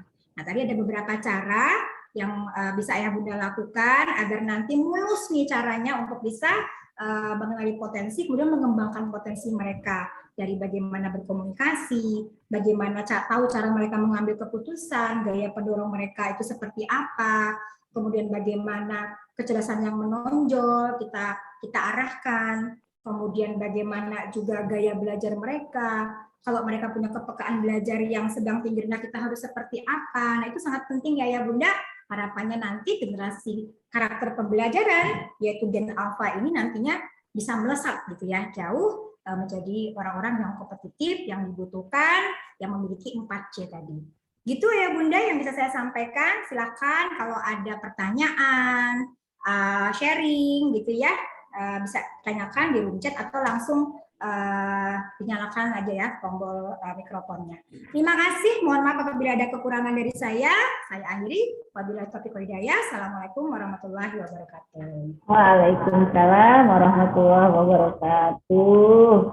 Wah, luar biasa ya, penjelasannya cukup rinci, jelas, dan mudah-mudahan ayah bunda juga bisa memahami. Tapi tentunya pasti banyak sekali hal-hal yang ingin lebih banyak diketahui ya bunda terkait dengan anak generasi Alpha, kemudian kita atau saya pribadi yang orang tua generasinya lain, itu kan bagaimana caranya. Nah, tentunya ini berkaitan dengan belajar. Kalau kemarin kita di virtual perdana yang kemarin membahas tentang bagaimana menjadi orang tua bijak di masa pandemi, intinya adalah bagaimana menjadi orang tua pembelajar.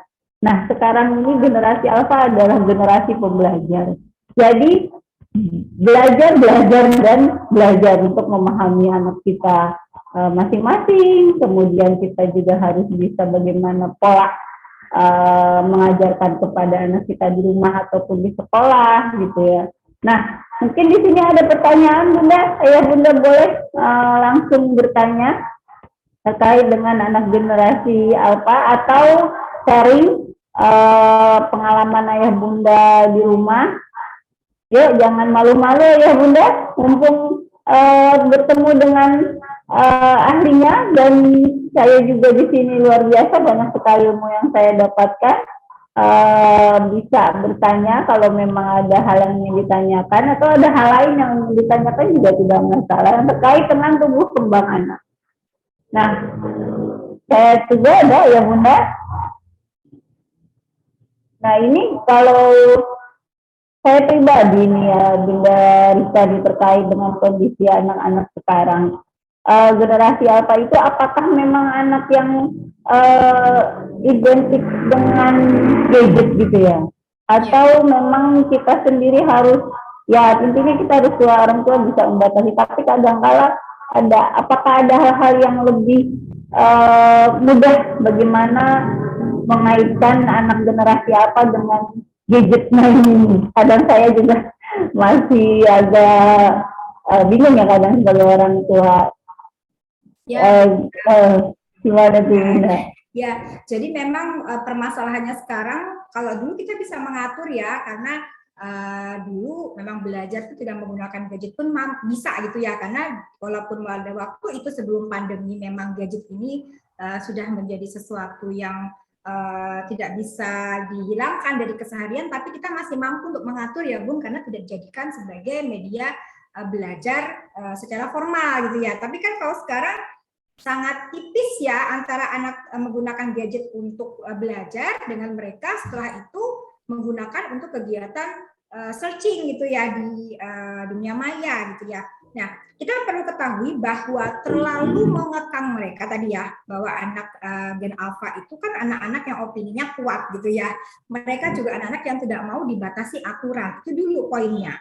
Sehingga kalau kita mengacu pada dulu, zaman kita dulu, jelas tidak mungkin kita terapkan di anak-anak generasi alpha gitu ya, yang punya ya. Sehingga bahwa mereka ada di zaman serba digital itu kita pastikan iya gitu ya, dan sehingga mereka tidak bisa kita lepaskan 100% gitu ya dari kehidupan virtualnya gitu ya Bunda. Bahkan sekarang anak-anak saja pun juga bisa melakukan Zoom sendiri gitu, mengerjakan tugas di rumah dengan Zoom. Kamu nomor berapa ini berapa? Nomor ini berapa gitu ya. Mereka bisa cari cara sendiri. Kalau dulu kan harus kerja kelompok. Sekarang kerja kelompok secara virtual gitu. Itu anak-anak kelas 5 SD, kelas 4 ya Bunda. Itu anak saya sendiri. Nah, sehingga sebetulnya ada tahapan usia sebetulnya Bunda. Jadi kita lihat dulu menerapkan tentang bagaimana gadget itu digunakan itu juga kita lihat sesuai usia anaknya, gitu ya. Kita lihat dulu anak usia misalnya 1 tahun itu kira-kira perlu tidak sih gadget, gitu kan kita lihat bahwa tidak perlu gitu, tidak perlu 100% dia harus menguasai gadget karena tadi banyak hal yang bisa kita lakukan untuk anak-anak usia 1 tahun sehingga mengeksplornya kan kadang ada orang tua yang nggak apa-apa lah Bun, bahkan kalau gadget malah dia bisa bahasa Inggris gitu ya karena betul. Ya kan di kidsnya kan bahasa Inggris semua Bun, daripada saya yang ngomong saya nggak bisa gitu.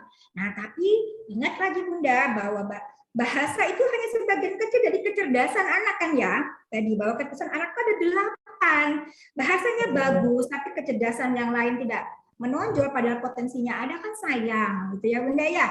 Nah sehingga ketika anak umur 1 tahun diberikan gadget kita batasi, intervensinya ini jauh lebih tinggi, bahkan mungkin ya paling hanya sekitar setengah jam itu sudah cukup gitu ya. Nah kembali lagi konsistensi kita sebagai orang tua gitu ya Bun, konsistensi kita sebagai orang tua. Nah anak umur 8 tahun, 9 tahun sudah berbeda lagi penerapannya. Nggak bisa kita kasih setengah jam. Apalagi kasih 2 jam gitu ya Bunda ya. 2 jam, 1 jam sekarang itu untuk Zoom ya Bunda ya. 1 jam. 1 jam itu untuk Zoom Meet. Nah belum dengan yang lain, berarti kan lebih dari 1 jam. Gitu ya Bunda ya. Nah setidak-tidaknya kesepakatannya, ini kesepakatan ya Bunda ya. Kalau kita mengikuti aturan main kita dulu bahwa anak 2 jam, anak umur sekian itu tidak bisa di zaman sekarang. Apalagi dengan anak Gen Alpha. Menerapkan aturan ini harus bareng-bareng Bunda, nggak bisa. Jadi berapa lama kamu main gitu. Menurut dia 4 jam ya Mas, 2 jam belajar, 2 jam main internet gitu ya. Kita lihat apa ya namanya Bun, durasinya. 4 jam, 2 jam ini ada jam istirahatnya tidak gitu ya Bunda. Kita atur lagi. Oke, 4 jam, 2 jam kamu belajar, 2 jamnya ini ini ya, di jeda. Di jeda. 1 jamnya misalnya setelah kamu refresh, kamu fun time setelah belajar, kemudian 3 jam lagi ini waktumu bermain boleh searching 1 jam lagi. Nah, itu loh Bunda. Jadi bareng-bareng. Kesepakatannya bersama-sama, kita tidak bisa mengatur layaknya dulu. 2 jam anak umur 4 tahun, 3 jam anak umur 7 tahun. Menurut saya juga tidak bisa untuk anak Gen Alpha. Ya Bunda ya. Jadi sesuai dan kemanfaatannya. Gitu ya Bun. Ya. Paham. Makasih Bunda. Ya, mungkin ada yang lain Bun, ayo yang mau bertanya. Kira-kira ada yang mau ditanyakan? Kita 5 menit sampai 10 menit lagi ya kita ada yang mau bertanya. Ayo Bunda, ada yang mau bertanya silahkan.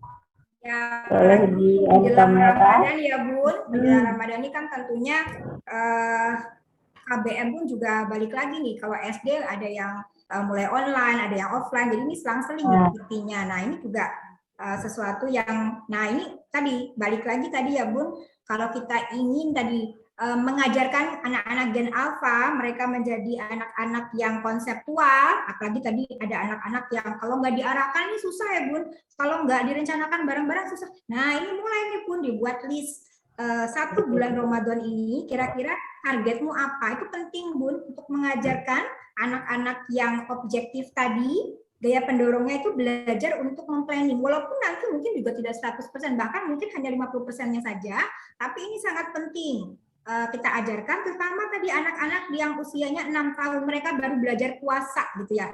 Mungkin TKB. Nah, ini perlu dilatih. Misalnya kalau TKB misalnya sudah setengah hari, maka di kelas 1 sekarang, nah ini penting sekali Bun, kelas 1 berarti kalau TKB-nya sudah mampu setengah hari, ya kalau bisa 1 hari SD kelas 1.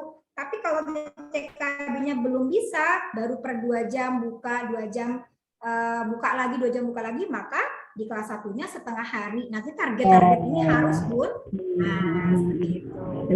Lagi melatih anak-anak yang objektif disesuaikan dengan timing atau momennya. Biar mereka terlatih nanti ke depan, lama-lama tahu, oh kalau kemarin kelas 1 sudah setengah hari mah, berarti kelas 2 bisa 1 hari. Betul. Nah, ini penting ya, Momen ya, sebentar lagi anak ya. dan alfa ini luar biasa. Iya, betul sekali ya. Ya, ayo Bunda semuanya. Luar biasa ya tema hari ini buat saya sebenarnya cukup menarik buat kita semua tentunya. Mungkin ini juga sudah waktu, kita beri waktu atau gimana nih Bun ya, karena sudah mengingat waktu juga. Ya. Nanti kalau misalnya ada yang bertanya, boleh nanti di grup ya Bun, di grup. Oh iya, betul. Grup itu ya Bun, tuh bisa sekali. Jadi kita ada interaksi langsung ya Bun di grup, tidak harus lewat virtual Zoom. Betul. Kadang-kadang memang kita ada pertanyaannya timbulnya nanti gitu, karena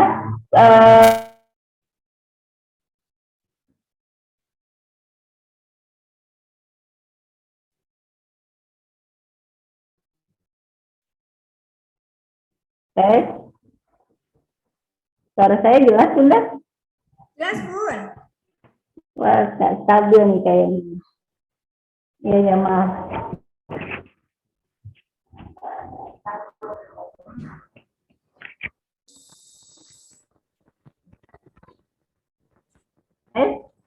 Sudah? Ya, Bun, cukup jelas ya Bun ya? Ya, benar. Semua kalau memang nanti ada pertanyaan, kadang-kala memang kita kalau mendengarkan materi itu banyak sekali ilmu yang kita terima. Jadi, oh gini ya, oh gitu ya, gitu. Jadi rasa, oh berarti harus dicoba nih gitu. Pada akhirnya kita ketika sudah mengaplikasikannya baru ada pertanyaan. Tapi kalau terbentur kayak gini gimana? Nah itu. Jadi tentunya saya yakin mudah-mudahan semua di sini sudah banyak sekali manfaat yang diterima dari materi hari ini. Tetapi jika mungkin nanti ke depannya ada pertanyaan atau apa yang sudah disampaikan tadi, kita bisa via grup ya Bun ya. Saya harap kita bisa komunikatif dalam grup terkait dengan tumbuh kembang anak dan lain sebagainya. Terbuka ya Bun ya jika ada pertanyaan. Oke, ya Bun ya. WhatsApp grupnya juga bisa bermanfaat ya Bun. Jadi tidak harus menunggu misalnya sebulan sekali, tapi lewat grup juga apapun tentang ada kesehatan nanti kita bisa tanyakan kepada yang expert tentang pola kepengasuhan gitu ya. Oke. Ya Bunda, maaf ini ada sedikit yang chat Bun. Apakah boleh minta materinya tadi? Boleh Bu, nanti biar di-share di grup ya Bu. Oke, ya terima kasih Bunda Rika. Masya Allah, ini nanti akan di-share setelah ini di grup. Jadi tetap ikuti ya Bunda ya, tetap ikuti kami di grup. Insya Allah ini kegiatan ini akan terjadwal, yang mana tentunya ini terbuka buat umum dan manfaatnya luar biasa sekali. Jadi saya pun mengikuti dan sedikit-sedikit mengaplikasikannya. Kemarin kita sudah mendapat ilmu tentang bagaimana mengatasi jika kita menemukan hal benturan ketika orang tua sudah agak penat. Nah itu ada apa namanya pun yang kita senam jari itu ya, pegang-pegang kalau tuh. Nah itu tuh ilmu juga buat kita semua. Nah itu Masya Allah, jadinya tetap ikuti ya Bun ya kegiatan kami. Dan hari ini terkait dengan tema sekarang luar biasa sekali bahwa memang banyak sekali sebetulnya hal yang perlu dipelajari dari anak-anak kita semua dengan zaman yang seperti ini. Kita sebagai orang tua kembali lagi adalah orang tua pembelajar untuk zaman sekarang. Dan anaknya pun anak yang memang kritis ya, luar biasa. Dan saya mengalami itu sekali. Dua anak saya itu dilahir di atas tahun 2010 dan dua-duanya luar biasa memang. dan saya harus belajar lagi tentunya. Baik ayah bunda semua, mengingat memang sudah waktunya kita untuk mengakhiri dari sudah di penghujung acara. Mungkin dari saya di sini mewakili pembawa acara sudah selesai. Saya ingin mengucapkan banyak terima kasih sekali untuk Bunda Rika selaku pengacara hari ini. Semoga apa yang sudah disampaikan oleh beliau ilmunya bisa bermanfaat untuk kita semua dan tentunya kita bisa mengaplikasikannya dalam keluarga atau dalam pembelajaran kita atau kelas kita masing-masing. Nah, terakhir juga saya ingin mengucapkan banyak terima kasih kepada ayah bunda semuanya yang sudah hadir hari ini. Saya harap tetap ikuti karena akan ada parenting-parenting yang lebih menarik lagi ke depannya. Dan itu tentunya manfaatnya cukup luar biasa buat kita, banyak sekali pastinya. Dan untuk terakhir, sebentar, sudah ada lagi untuk pertanyaan. Marilah untuk virtual parenting hari ini kita tutup dengan ucapan hamdalah bersama-sama. Dari saya selaku alhamdulillahirabbil alamin, dari saya selaku pembawa acara pastinya banyak sekali kekhilafan. Mohon maaf apabila ada kata-kata kurang berkenan buat ayah bunda semua. Billahi taufiq wal hidayah, saya akhiri. Wassalamualaikum warahmatullahi wabarakatuh. Sampai ketemu lagi ya bunda semua. Terima kasih semua yang sudah hadir. Selamat berpuasa, mohon lahir batin. Semoga selalu sehat. Ya, terima kasih semuanya, Mang Mardi, Masya Allah. Terima kasih kehadirannya, dan Bunda Hesti, Bunda Nisa, Mama Dewi, Mama Yunita. Terima kasih semuanya. Bisa di grup ya Bun, jika ada pertanyaan atau lain halnya, silahkan. Saya lihat ya Bu, ya ini dari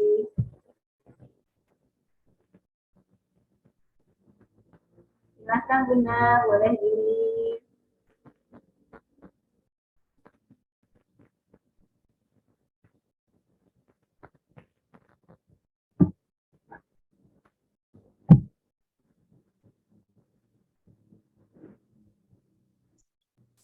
Terima kasih Bu Fitri. Ya, Allah, terima kasih. Ya, terima kasih banyak buat yang sehat-sehat selalu. Fitri, sukses ya. Ya. Ada Bunda Isi.